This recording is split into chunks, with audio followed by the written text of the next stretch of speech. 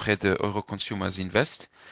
Donc Pierre est spécialiste autour de cette thématique. Le but du webinaire, comme annoncé, en fait, est de présenter succinctement un cycle de formation où à la fin, en fait, de la conférence, vous serez transféré vers notre page internet où les inscriptions peuvent être faites. Il y aura aussi une communication par après qu'on vous fera sur tous les détails de ce webinaire et aussi la vidéo, donc on l'enregistre actuellement, vous sera aussi mise à disposition. Vous pourrez revoir certains points si vous avez des questions. Donc c'est vraiment une présentation succincte des thématiques qu'on aborde plus profondément au niveau du cycle de formation.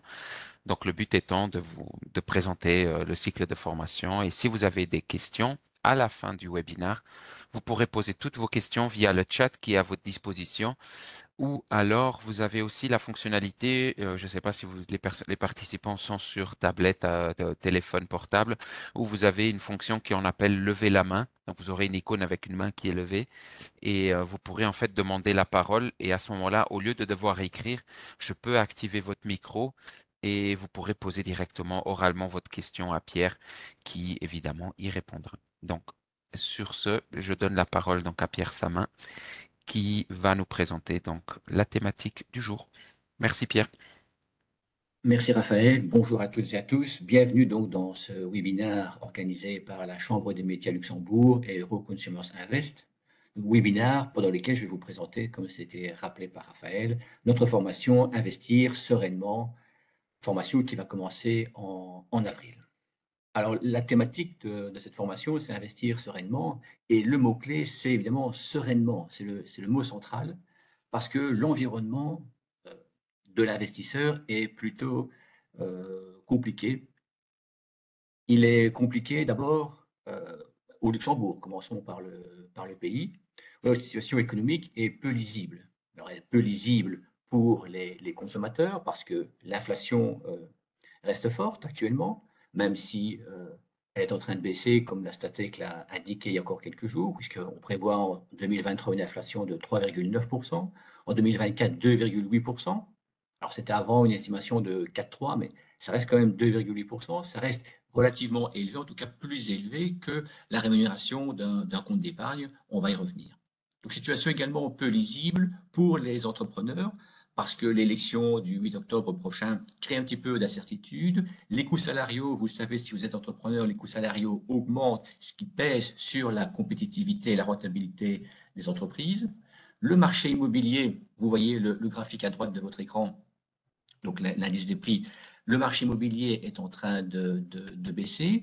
Les prix sont attendus en baisse de 2,3% en 2023 et en 2022, les autorisations de bâtir étaient déjà en chute de 30%. Donc la situation économique au Luxembourg commence à se compliquer. Les nuages chargés de pluie, comme aujourd'hui, s'accumulent au-dessus de nos têtes. Et tout ça dans un environnement qui est difficile pour la zone euro, puisqu'on va probablement vers une récession en Europe. En tout cas, le risque s'accroît avec la crise bancaire qui amène des banques à réduire leur crédit, le crédit aux ménages, aux consommateurs ou aux entreprises.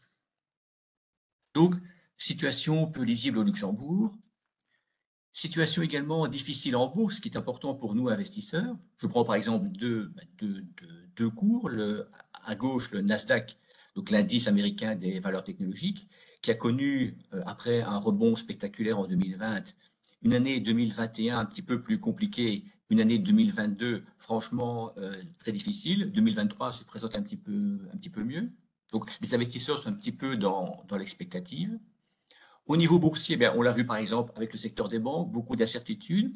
Je vous présente ici le graphique du cours de Crédit Suisse qui s'est complètement effondré en 2021, 2022 et qui a plongé en 2023, amenant sa concurrente UBS à le racheter tout prochainement. Et les titres de la presse sont très alarmants puisque, par exemple, on parle d'expérience, de mort imminente pour le secteur bancaire.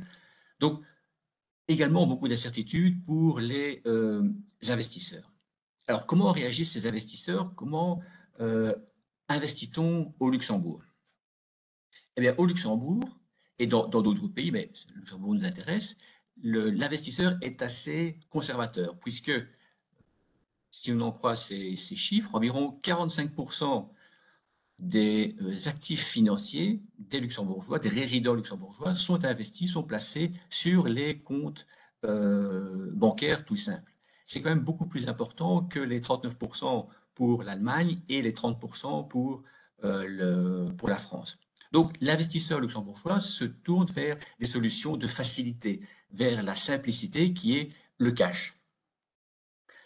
Donc, beaucoup de cash sur les comptes des investisseurs, même si ces chiffres sont à prendre avec des pincettes. Donc, beaucoup de cash et ça peut poser un problème, comme vous le voyez ici, parce que quand on a beaucoup d'argent sur son compte en cash et qu'il y a de l'inflation, comme c'est le cas maintenant, il y a ce qu'on appelle un phénomène d'érosion monétaire qui s'installe. Donc, je prends un exemple plus simple. Je vous le présente à droite. Si en 2022, j'ai 10 000 euros, par exemple, sur mon compte, avec une inflation de 5% par an, en 2042, je n'aurai plus que 3 584 euros sur mon compte. Alors, je mets des guillemets sur mon compte parce que j'aurai bien sûr toujours les 10 000 sur mon compte, mais en termes de pouvoir d'achat, de capacité à acheter quelque chose, j'aurai beaucoup moins. Ce que je pouvais acheter à 10 000 euros en 2022, je ne pourrai plus l'acheter qu'à 3 584 euros. C'est ce qu'on appelle le phénomène d'érosion monétaire. Donc, il y a une perte de pouvoir d'achat. Donc, laisser beaucoup de cash sur son compte d'épargne qui est mal rémunéré ou pas rémunéré du tout, ce n'est pas la bonne solution pour investir dans un projet, pour préparer sa retraite. Alors, heureusement, il y a des solutions. Il faut prendre des risques. Prendre des risques pour plus de rendement. Et ces risques, ils se prennent sur les marchés financiers. Alors, investir en bourse, tout le monde sait plus ou moins ce que ça veut dire, mais peu le font. Parce qu'il y a un phénomène qui est la peur de perdre. La peur de perdre est le premier élément qui freine les investissements des particuliers. Et c'est une réaction tout à fait normale. On a peur de perdre parce que souvent, il y a un manque de connaissances dans les mécanismes boursiers, dans la façon dont fonctionne la bourse et de la manière dont on peut investir. Heureusement, il y a des solutions. Et je vais vous les présenter rapidement. Alors tout d'abord, pourquoi investir en bourse? Bien, on peut investir en bourse, évidemment, pour le rendement. On estime qu'à long terme, la bourse, donc la bourse mondiale, prenons cet exemple-là, peut rapporter environ par an entre 6 et 8%. Donc, ce qui est déjà beaucoup plus élevé que d'abord l'inflation à 3, 4 ou 5%, et 6, 8%, c'est plus élevé que la rémunération très faible d'un compte d'épargne. On investit également en bourse pour la flexibilité, c'est-à-dire pas besoin d'être riche pour investir en bourse. C'est un message qu'il faut bien retenir. On peut investir sur les marchés financiers déjà avec des petits montants. Et quand je dis des petits montants, c'est par exemple quelques dizaines d'euros, ça suffit déjà pour se constituer un petit patrimoine. On peut également investir en bourse pour la liquidité, parce que les actifs financiers sont traités en bourse, ce qui permet de les acheter et de les vendre facilement. Et c'est déjà différent d'un investissement, par exemple, immobilier, où là, où c'est déjà plus compliqué de vendre rapidement un bien, sauf si vous décidez de le brader. Idem si vous investissez dans des terres, ou bien dans de l'art, ou bien dans des montres, ou des bouteilles de vin, qui sont des actifs que l'on peut acheter pour investir, si vous voulez, mais qui vont être compliqués, ou en tout cas plus compliqués à vendre. Donc, on peut investir en bourse pour la liquidité, donc la facilité d'acheter et de vendre très rapidement un produit. Et on peut également investir en bourse parce qu'il y a des produits qui sont faits spécialement pour vous. La bourse, ce n'est pas simplement des actions, il y a toute une série d'actifs qui ont été des actifs, je veux dire des produits d'investissement, qui ont été pensés pour répondre à vos attentes, à vos objectifs. Et je pense même qu'on peut dire que quel que soit votre objectif, il y aura un produit d'investissement qui va vous correspondre, qui va correspondre à vos besoins. Donc, et je le répète depuis des années, il ne faut pas hésiter à investir en bourse pour améliorer son rendement. Donc, il faut savoir prendre des risques, mais pas n'importe quel risque, bien sûr. Il faut prendre des risques calculés, des risques mesurés. Alors, ces risques sont calculés en fonction de ses objectifs. Par exemple, le risque sera différent si je veux investir pour ma retraite ou bien si je veux me constituer une épargne pour acheter une maison plus tard, ou bien si je veux constituer un petit pécule pour mes enfants, mes petits-enfants. Là, le risque est différent et donc le produit d'investissement sera différent. Vous pouvez prendre des risques également, mais en fonction de votre âge. Évidemment, on n'investit pas de la même façon quand on a 30 ans que quand on a 60 ans. Et on peut investir dans quand on a ces deux âges, bien sûr. On peut également prendre des risques calculés en fonction de ses moyens. Si j'ai un gros patrimoine, je peux me permettre de prendre un petit peu plus de risques. Si j'ai un patrimoine un peu plus faible, je prendrai un petit peu moins de risques. C'est ça que j'entends par risque calculé. Et puis évidemment, on prend des risques en fonction de ses connaissances. Il n'est pas question ici d'investir dans des produits hyper spéculatifs si on n'a pas connaissance des mécanismes de la bourse. Alors je vais prendre un exemple très concret que je vais développer dans la formation. Investir en fonds de placement, pour nous, donc les fonds de placement sont vraiment la base des investissements. Alors, les fonds de placement, si vous n'êtes pas familier de ce type de produit, ce sont des paniers de produits financiers qui vont vous permettre d'investir soit en actions, soit en obligations, soit un mix des deux. Et l'intérêt de ces fonds de placement, il est multiple. Avec un fonds de placement, vous allez pouvoir avoir un portefeuille équilibré. C'est-à-dire que vous n'allez pas devoir prendre des risques très très importants pour espérer avoir un rendement plus élevé. Il est équilibré entre actions et obligations, par exemple, qui vous permet d'équilibrer risque et rendement. Avec les fonds de placement, vous pouvez également investir pour des petits montants. Je l'ai dit il y a quelques instants, quelques dizaines d'euros de départ suffisent déjà pour investir dans un fonds. Les fonds sont gérés par des professionnels, donc vous n'avez pas à subir de tracas dans la gestion, tout ou à peu près tout est traité par ce professionnel de l'investissement. Et puis, la plupart des fonds et de plus en plus de fonds sont proposés avec des frais qui sont très faibles. Donc, la combinaison de ces quatre éléments vont vous permettre d'investir de manière tout à fait sereine, de dégager un rendement plus élevé que le compte d'épargne, plus élevé que l'inflation, sans être du tout stressé. Voilà par exemple le type de placement que je vais vous expliquer en détail lors de la formation. Donc je pense que le risque que l'on prend maintenant avec son épargne, c'est celui de ne pas prendre de risque. Il faut justement prendre un risque pour améliorer son rendement. Et la méconnaissance qui inquiète beaucoup les investisseurs est tout à fait surmontable. Et c'est justement cette formation, Investir sereinement, qui va vous aider à mieux investir. Alors, cette formation, elle va se dérouler de la façon suivante. Elle va se dérouler en 13 heures, avec plusieurs buts. Tout d'abord, vous apprendre à avoir une épargne mieux rémunérée, c'est-à-dire avoir une épargne qui est mieux rémunérée qu'un compte d'épargne tout simple et à faire mieux que l'inflation.